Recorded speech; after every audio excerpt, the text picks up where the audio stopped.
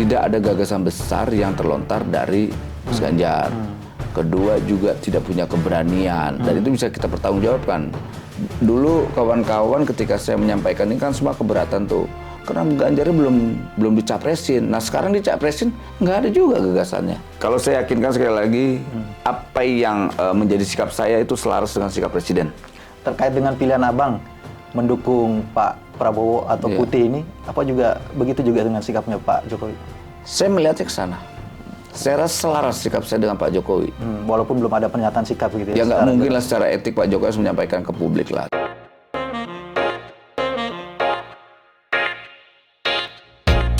Assalamualaikum warahmatullahi wabarakatuh. Kembali lagi di YouTube channel Halo Pengacara. Apa kabarnya sahabat Halo Pengacara? Semoga dalam keadaan sehat walafiat ya. Dan pada kesempatan kali ini spesial saya bersama Bang Immanuel Ebenezer, atau kita biasa manggilnya Bang Noel gitu ya. Nah ini kita mau mengulas sedikit tentang Bang Noel nih. Yang menarik ada setidaknya yang tiga hal yang kita mau tanyakan ke Bang Noel. Yang pertama, masih ada tersimpan pertanyaan yang belum terjawab sebenarnya di masyarakat tuh terkait dengan kenapa sih Bang Noel mau jadi saksinya Bang Munarman? Itu yang pertama. Yang kedua adalah terkait dengan gagasan Bang Noel yang kita lihat di masyarakat tuh pada saat itu Bang Noel tuh yang menolak jabatan presiden 3 periode, ya kan? Sementara pendukung-pendukung yang lain minta 3 periode begitu ya. Dan yang ketiga itu terkait dengan ini yang menarik adalah kalau kita lihatnya secara kasat mata nih, kita nggak tahu dalamnya. Bang Noel itu kan sebagai ketua Jomen ya Bang ya? Jokomania. Sementara kalau kita lihat di media itu kan Pak Jokowi kelihatannya mendukung merah begitu. Tapi Bang Noel ini yang menarik, ada yang unik adalah mendukung putih gitu. Nah, nanti kita tanyakan lebih lanjut ya. Tapi sebelum kita lanjutkan, jangan lupa dukung terus Halo Pengacara, nyalakan loncengnya dan juga subscribe YouTube channel Halo Pengacara ya.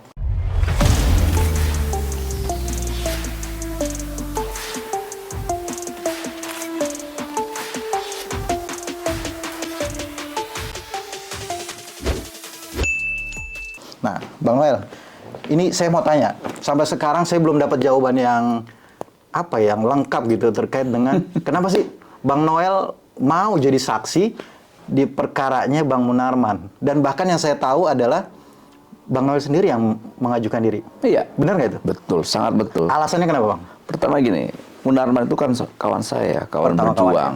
Kawan berjuang itu kan nggak mesti harus sama dukungannya, nggak harus sama juga organisasinya, nggak mesti juga sama keimananannya.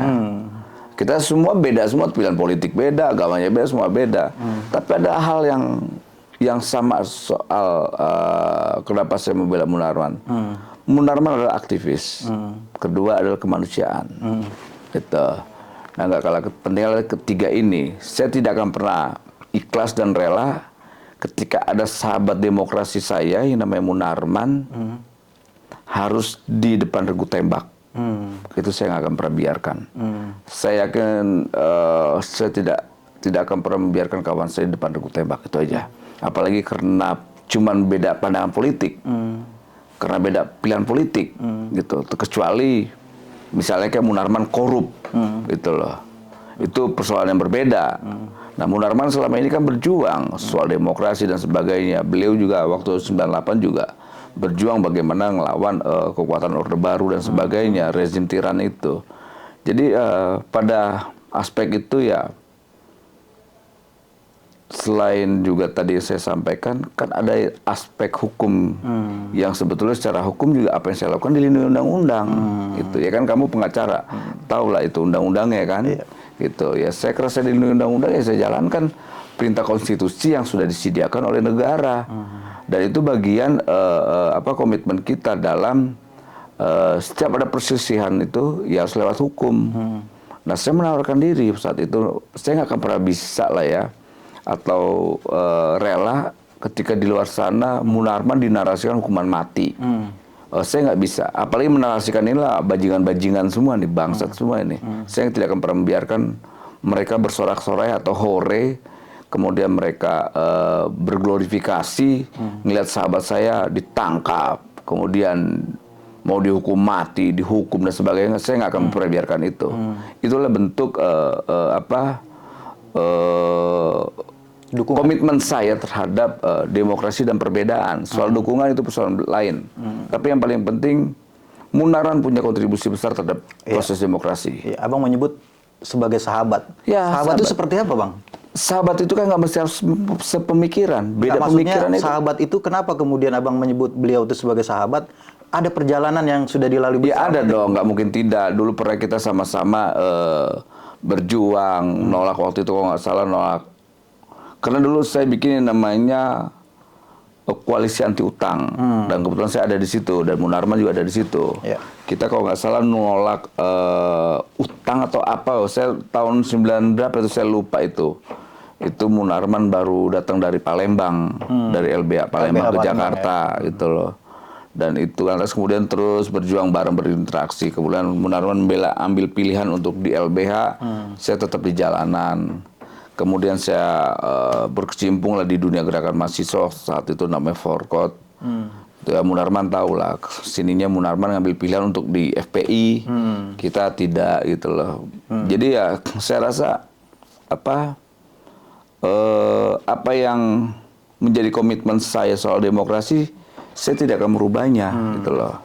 Iya, kan yang menarik juga adalah pertama karena posisi Abang pada saat itu kan, dan sampai sekarang ya, sebagai ketua Joman gitu ya, yang dinilai sebagai orang dekatnya Pak Jokowi yang satu. Yang kedua adalah ini Bang Noel ini bisa dikatakan resikonya tinggi sekali terkait dengan pasca menjadi saksi itu kan, antara lain ada yang diisukan ya diberhentikan lah dari jabatan-jabatan. Bukan diisukan, memang diberhentikan. Benar, dibentikan makanya. Nah itu, kenapa Abang kemudian mengambil risiko itu selain daripada tadi yang Abang sudah jelaskan terkait dengan masalah demokrasi, masalah sahabat, ada lagi nggak yang lebih sangat fundamental di dalam pandangan Abang? Ya, untuk menguji berkawan itu tidak dengan slogan, dengan tindakan. Dan saya melakukan hal itu. Membuktikannya gitu ya? Saya buktikan, saya berkawan dengan Munarman. Walaupun dulu orang kan menganggap bahwa ini hanya kepura-puraan. Iya. Saya buktikan. Gitu loh. Saya nggak peduli. Bahkan Munarman pun sempat prihatin dengan apa yang saya lakukan. Munarman ingetin saya, "Well, lu serius bela gue?" "Well, jangan, well," tanya. Tapi saya bilang saya nggak peduli. Sempat ada pernyataan seperti itu ya? Iya. Munarman yang halang-halangin saya untuk membela dia. Oh, dihalang-halangi justru? Saya dihalang-halangin, yang halang-halangin saya membela Munarman ya Munarman sendiri ya? Itu harus diketahui tuh. Munarman yang menghalang-halangi saya untuk membela dia. Kenapa Bang dihalang-halangi Bang? Dia punya pertimbangan-pertimbangan yang lain. Pertama mungkin dia akan pertimbangkan soal, ya saat itu kan saya menjabat sebagai komisaris utama di BUMN. Dia pertimbangkan, lu nanti dicopot, well. Kemudian dia mempertimbangkan, well, karir politik lu masih panjang. Kemudian dia juga, ya kasihan dampak ke anak keluarga lu, lantas organisasimu yang kau pimpin. Saya bilang saya nggak peduli. Saya nggak peduli. Saya tidak akan pernah membiarkan kawan saya di depan regu tembak. Itu saya nggak akan pernah biarkan. Itu ya? Karena cuma pilihan politik dan pandangan politik, gitu loh. Saya nggak akan membiarkan hal itu. Makanya saya coba lawan. Meskipun anggota-anggota Abang itu ada nggak yang kontra terhadap Abang itu, terhadap keputusan itu? Bukan ada lagi, buyar. Bubar itu. Bubar ya? Bubar. Tapi kan gini, saya ini pemimpin, saya ini leader. Saya tidak akan mengikuti arus anggota saya. Kalau pemikir itu dia harus tegak lurus terhadap pemikirannya. Dan saya tegak lurus terhadap prinsip dan pemikiran saya. Justru itu ujian terhadap anggota ya? Loyal atau tidak gitu kan? Dan alhamdulillah, ya setelah saya ngebela Munarman, tidak ada satupun orang yang mau berteman dengan saya. Alhamdulillah, saya dapat medali itu. Kedua, saya ditinggalkan oleh barisan saya. Saya ditinggalkan oleh jaringan-jaringan yang saya milikin. Ternyata ya mereka takut soal bicara tentang kebenaran. Tapi saat ini sudah kembali? Alhamdulillah, ya banyak yang balik, mulai banyak yang minta maaf, yang dulu bully saya. Ada yang baru malah ya? Anggota baru ya? Semakin banyak. Semakin banyak ya? Semakin banyak. Saya menunjukkan integritas saya lah ya. Saya tidak mau integritas saya dirusak karena persoalan jabatan gitu loh. Ya kalau mau ditanya secara manusiawi, orang juga kan sayang banget jabatan komut di BUMN, dapat gaji puluhan juta, dapat fasilitas dan sebagainya, dapat jabatan prestisius itu kan susah. Tapi kan bukan di situ. Bukan gitu itu loh. ya poinnya. Bukan itu. Ya, tadi yang Abang sudah jelaskan ya. Itu. Terkait dengan persahabatan itu Persahabatan itu penting. bukan hanya di mulut ya. Bukan di mulut. Buktikan gitu dengan Nah, aksi. itu saya sudah jelaskan. Ini kan yang meradikal-radikalkan Munarman ini adalah kelompok radikal juga. Karena harus dilihat, radikalisme itu bukan hanya ada di kelompok agama, tapi di kelompok nasionalis juga ada. Ada ya. Karena dia merasa paling nasionalis, merasa paling Pancasila, merasa paling Indonesia. Nah, itu kelompok-kelompok radikal tuh. Gitu loh. Kita ini lahir dari kelompok radikal. Nah, makanya tinggal definisi radikal yang mana mereka. Yang mau digunakan ya. Lah iya, soal definisi radikalnya udah salah. Ada pembajakan makna soal radikal. Dan penyempitan dong. Radikal hanya ditujukan selain kepada penyesatan definisi, yang tadi ada penyempitan. Karena lihat, pendiri-pendiri bangsa ini lahir dari kelompok-kelompok radikal. Gitu loh. 98 reformasi adalah kelompok-kelompok radikal juga yang bisa menumbangkan Soeharto ya, kayak contoh kayak saya gini. Jadi ada semacam pengaburan makna terhadap kalimat radikal itu sendiri. Iya. Gitu. Iya, Abang kan tadi menyebut termasuk yang ikut aktif di 98 ya, Iya. reformasi begitu ya. Terus Abang juga tadi saya sempat singgung di awal termasuk yang tidak mendukung masa jabatan presiden 3 periode. Iya. Alasannya apa, Bang? Pertama gini, pertama kita harus tegak lurus terhadap konstitusi. Kedua, kita harus tegak lurus terhadap demokrasi. Di 98 salah satu perjuangan kita adalah membatasi kekuasaan eksekutif, yaitu presiden. Dan itu tertuang di konstitusi. Pasal 7 kalau nggak salah ada. Pasal 7 ayat berapa gitu. Saya masih ingat tuh, Undang-Undang 1945 berapa gitu. Itu hasil revisi kalau nggak ya, kalau salah itu. Ya, kita nggak mau pengulangan sejarah, otoritarianisme bangkit kembali. Gitu pertama. Itu kedua, kita tidak mau Pak Jokowi dijadikan monster terhadap demokrasi. Karena kalau seandainya kekuasaan berlebihan itu menjadi bahaya, abuse-nya kemungkinan besar terjadi penyimpangan kekuasaan udah pasti. Itu loh. Makanya saya tidak mau presiden yang saya dukung, presiden yang saya hormatin ini harus dijerumuskan dengan jurang yang tidak bertanggung jawab ini, orang-orang yang tidak bertanggung jawab ini. Makanya saya selalu konsisten menolak yang namanya gagasan 3 periode, walaupun saya tahu saya akan dimusuhin. Ya, itu yang Jadi saya setelah Munarman, saya menolak 3 periode, saya menolak juga masa perpanjangan, saya juga menolak yang namanya penundaan pemilu. Wah, saya dimusuhin. Yang musuhin saya kan teman-teman saya semua. Tapi ya nggak apa-apa. Waktu akan menguji kebenaran itu.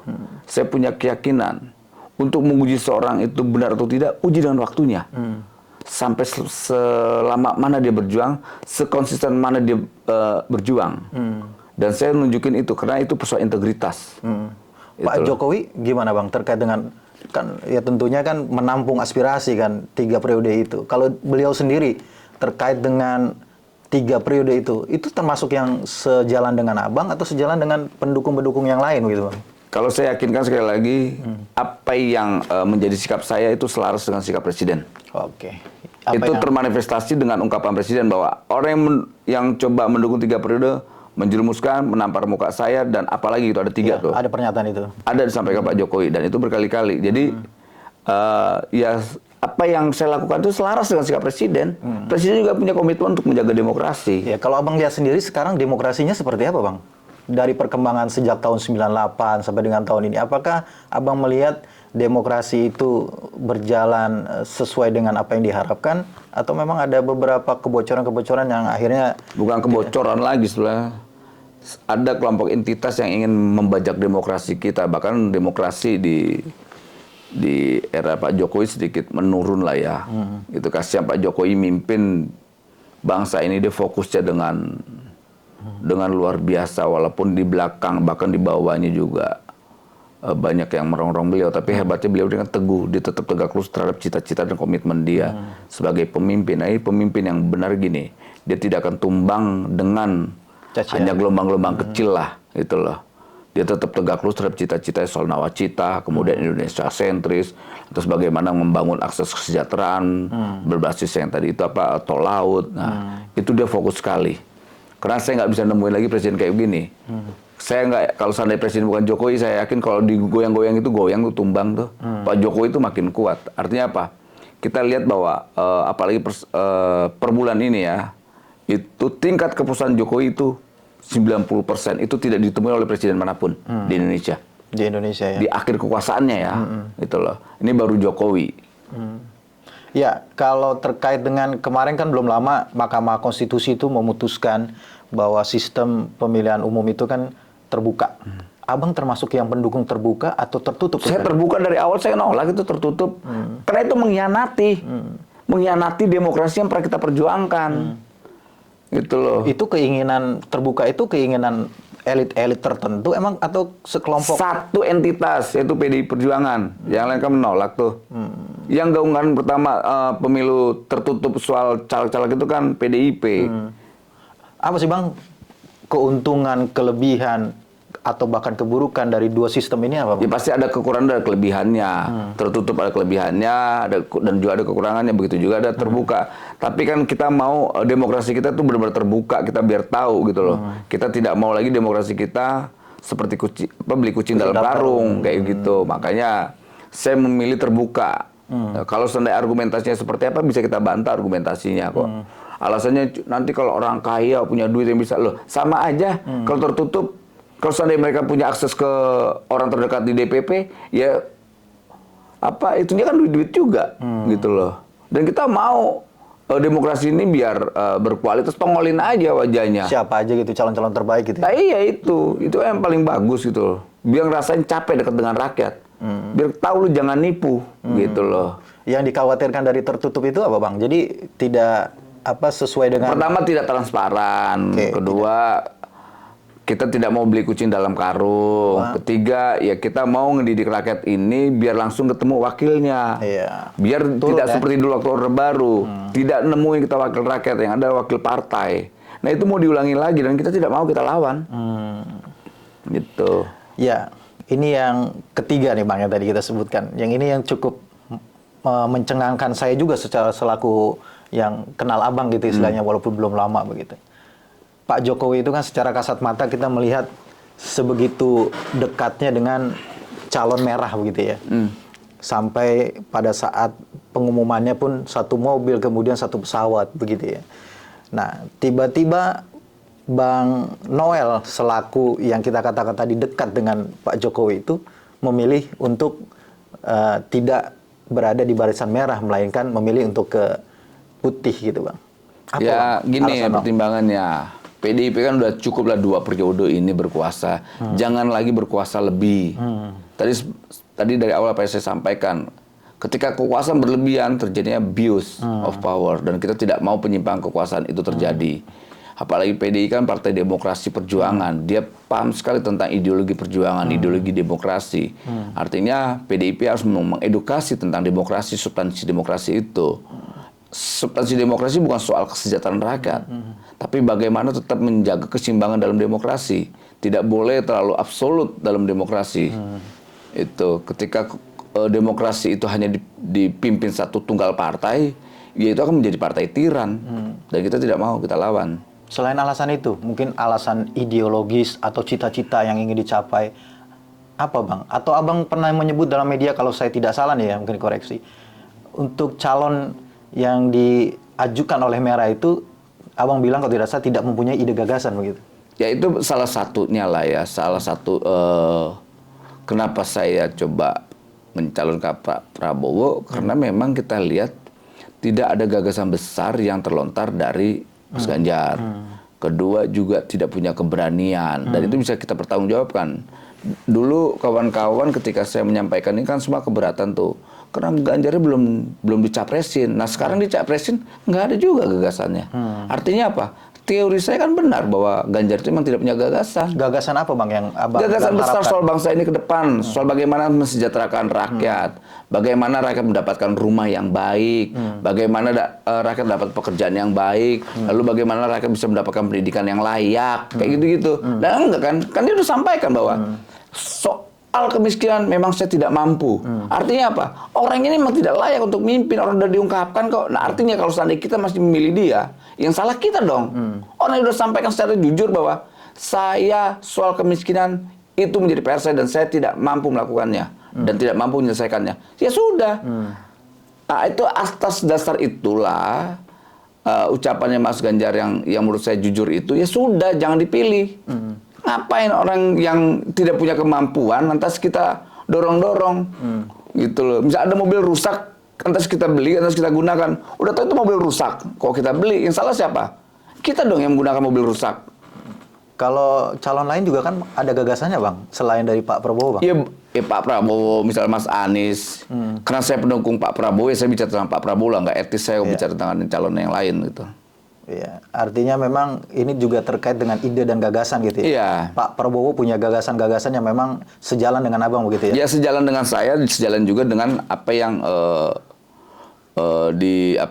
diinginkan Pak Jokowi gitu loh, soal tentang misalnya IKN, kemudian soal pertahanan, kemudian soal kesejahteraan, soal melawan korupsi, kayak gitu-gitu, itu selaras saya lihat ada sebuah kesamaan, dan saya yakin sekali Pak Prabowo ini akan meneruskan legacy Pak Jokowi, gitu. Karena ke depan ini kalau seandainya kita salah memilih pemimpin, ya kita akan kehilangan waktu lebih lama lagi untuk bangsa ini lebih maju. Dan itu berkali-kali disampaikan oleh Pak Jokowi. Jika kita salah memimpin, ya resiko cukup besar. Nah, makanya beliau menyampaikan, carilah pemimpin yang punya keberanian. Carilah pemimpin yang mengerti kehendak rakyat. Dan saya melihatnya itu ada di sosok Pak Prabowo. Itu. Iya. Ini kembali yang ke awal nih Bang. Sikap Pak Jokowi itu sama dengan sikap Abang gitu. Terkait dengan pilihan Abang mendukung Pak Prabowo atau Putih ini, apa juga begitu juga dengan sikapnya Pak Jokowi? Saya melihatnya ke sana. Saya rasa selaras sikap saya dengan Pak Jokowi. Walaupun belum ada pernyataan sikap gitu ya. Ya nggak mungkin lah secara etik Pak Jokowi harus menyampaikan ke publik lah. Tapi beliau kan tahu, beliau kan berinteraksi. Beliau juga tahu track record. Kemudian dia tahu kebijakan-kebijakan. Ini orang ini kok nggak berani ngambil kebijakan, oh ini berani ya, gitu loh. Jadi ya Pak Jokowi itu punya standar lah, punya standar dan punya parameter tersendiri dalam mendukung kepemimpinan nasional. Ini kan bukan soal kekuasaan Pak Jokowi. Pak Jokowi ke depan itu bukan soal bicara tentang kekuasaan. Siapa yang bisa menjamin bangsa ini lebih baik ke depan? Itu. Nah ini kan gagasannya nggak ada, apanya nggak ada. Jadi mau dipilih yang mana? Dan itu kan disampaikan berkali-kali oleh Mas Ganjar bahwa saya tidak mampu soal bagaimana mengentaskan kemiskinan. Udah itu cukup. Mau ngapain lagi kita? Cukup itu bagi Abang ya? Iya, berarti orang ini tidak mampu. Sudah. Gitu. Ya, ini terakhir Bang, pertanyaan dari kita nih. Ini kan akan memasuki tahun politik ya. Ya. Panas sekali tahun politik ini. Di mana-mana selalu pengalaman kita dari tahun-tahun sebelumnya itu pasti ada konfrontasi lah, atau bahasa ininya saling berhadapan tuh antara pendukung ini gitu ya. Kita kan pengen di 2024 ini politik ini, demokrasi ini sehat gitu ya Bang ya. Bagaimana nasihat Abang lah buat kita nih? Ya, atau buat masyarakat. Gini, menghadapi 2024 kita belajar 2014, 2019 polarisasi itu kan keras sekali lah ya, dan kita tahu itu tidak enak buat bangsa ini karena yang dikorbankan adalah demokrasi dan republik ini, bangsa ini. Nah kalau seandainya demokrasi kita masih cabik-cabikan, ya saya jujur aja ya, kita punya tanggung jawab moral untuk bagaimana memberi pesan ke rakyat agar 2024 itu menghadapinya dengan cukup riang gembira lah. Persis apa yang disampaikan Pak Jokowi, persis apa yang disampaikan Pak Prabowo. Apalagi Pak Prabowo menyampaikan, udahlah, siapapun nanti menjadi rival saya, itulah sahabat saya sendiri. Entah itu Mas Ganjar, entah itu Mas Anies. Makanya dia bilang, udah jangan nyebarkan kebencian, hoax dan sebagainya. Nah itu sikap kenegarawanan Pak Prabowo dalam menghadapi konsultasi 2024. Nah, tapi nggak kalah penting bicara tentang rekonsiliasi. Bangsa ini harus rekonsiliasi, nggak bisa nggak. Iya. Itu. Super terakhir Bang, bocoran dong. Udah ada calonnya belum sih, cawapresnya Pak Prabowo? Saya kan hanya fokus pada pilihan politik saya. Saya pendukung presiden, bukan pendukung wapres. Oke. Itu. Sudah jelas gitu ya? Ya.